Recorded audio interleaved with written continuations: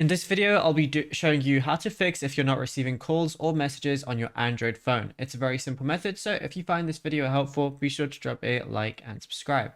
But anyways, getting into it, it's very easy to go ahead and do this. So if your Android device isn't receiving calls or messages, the issue is usually related to a network setting, software glitch, or accidental mode activations.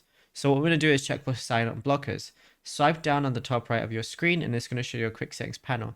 Ensure that airplane mode is turned off, and if it's already off, toggle it on for 10 seconds, then off again to force a tower reconnection.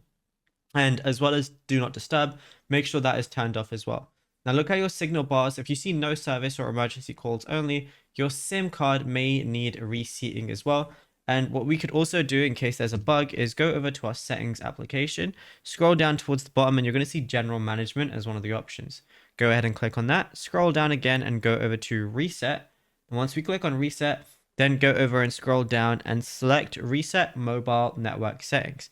And it says this is going to reset your mobile network settings. Tap confirm with your PIN, and then that's it. You should be good to go. Now, if you found this video helpful, be sure to drop a like and subscribe.